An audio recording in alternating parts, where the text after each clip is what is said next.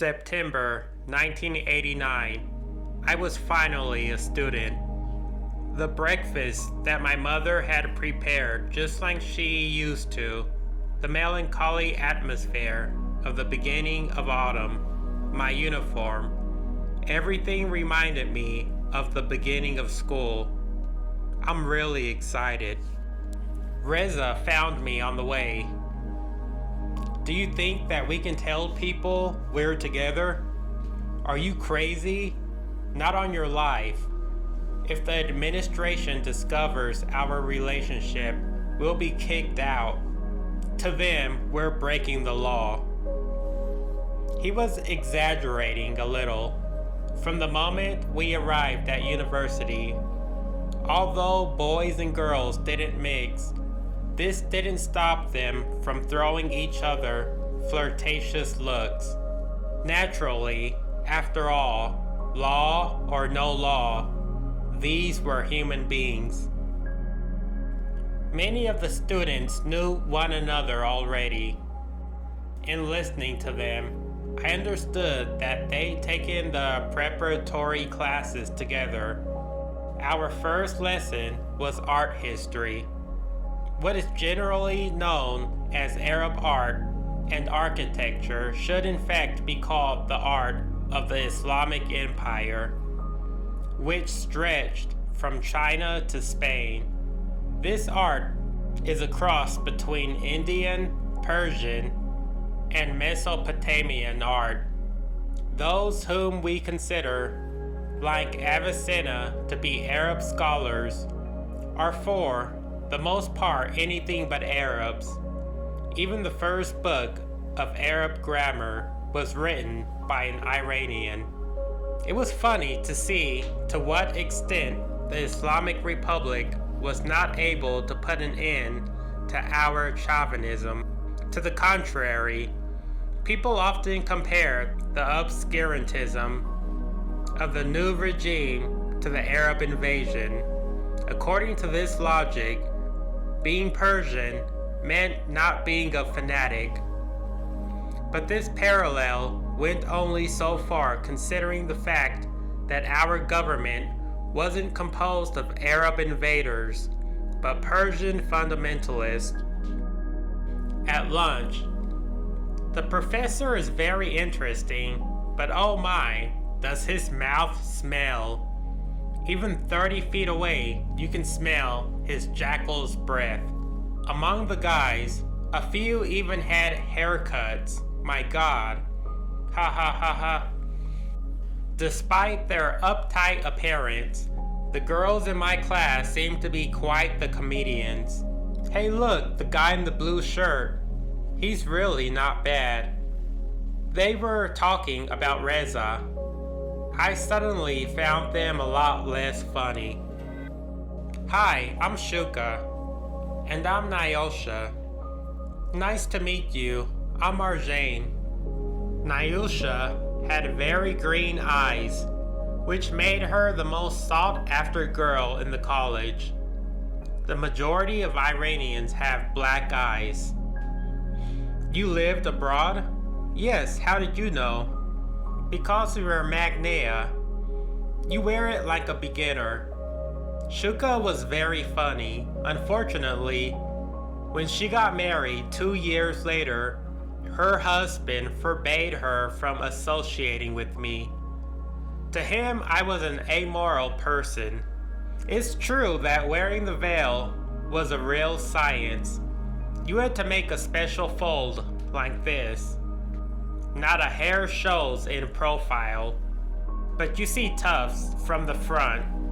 Nevertheless, things were evolving. Year by year, women were winning 1/8 of an inch of hair and losing 1/8 of an inch of veil.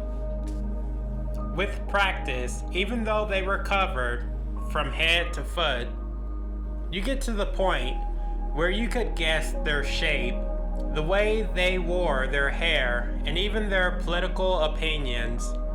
Obviously, the more a woman showed, the more progressive and modern she was. Coming home that evening, "Hi everyone." So how was your first day? Look what Grandma brought for you.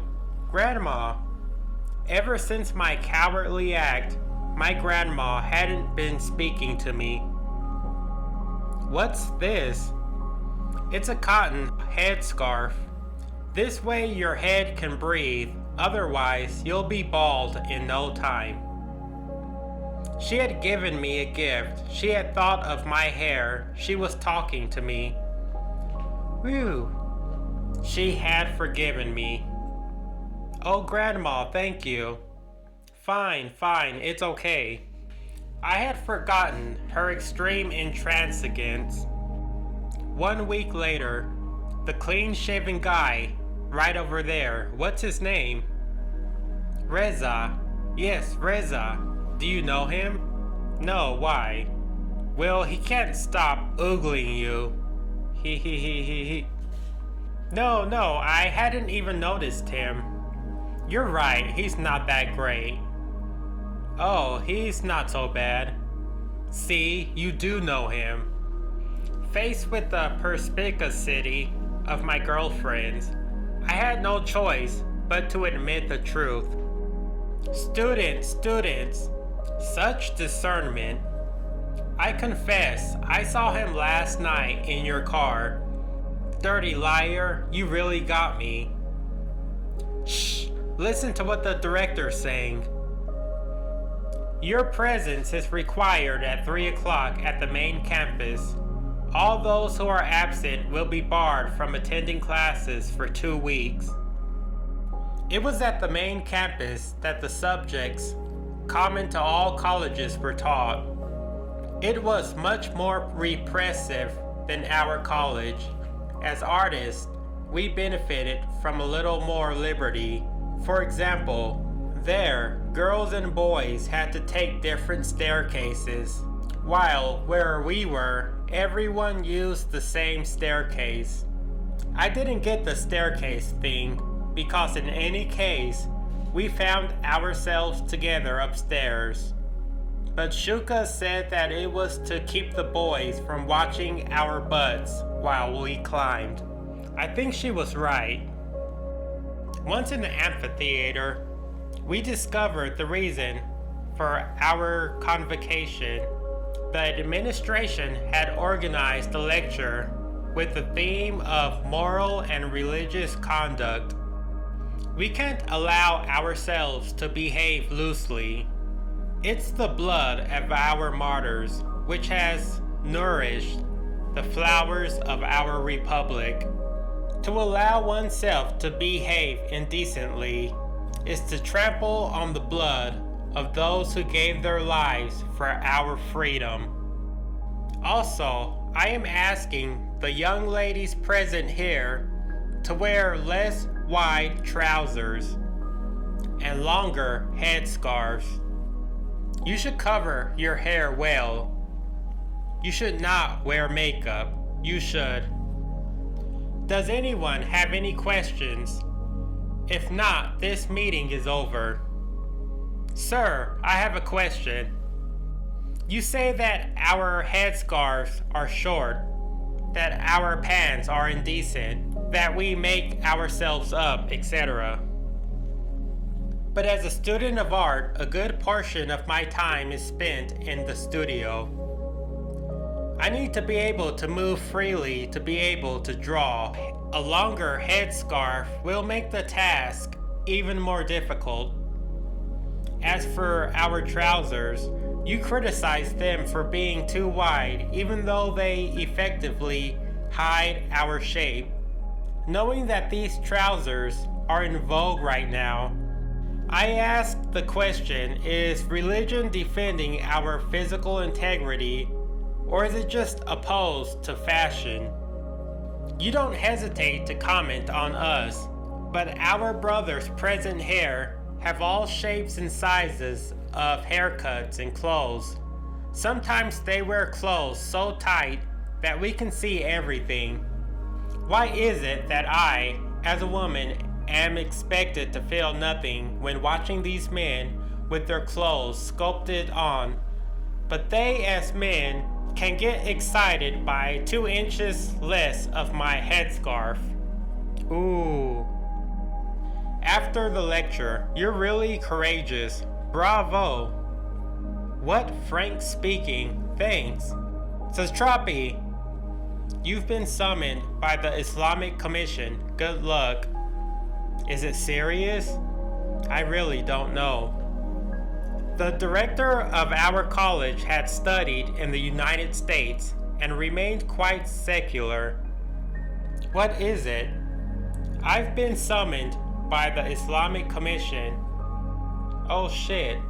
Wish me luck. It was as if I were going to meet my executioner. But to my pleasant surprise, my executioner proved to be the true religious man, the one who had passed me on the ideological test. So, Miss Satrapi, always saying what you think. It's good you're honest, but you are lost. Yes. Read the sacred text. You'll see that wearing the veil is synonymous with emancipation. If you say so. It is not I who says it, it's God. I'm going to give you a second chance. This time, you're not expelled. In exchange, I am asking you to imagine the uniform adapted to the needs of the students in your college. Nothing extravagant. You understand? Of course. I applied myself, designing the model that would please both the administration and the interested parties. Wasn't easy. I made dozens of sketches. This was the result of my research. Though subtle, these differences meant a lot to us. This little rebellion reconciled my grandmother and me. It's fear that makes us lose our conscience. It's also what transforms us into cowards. You had guts. I'm proud of you.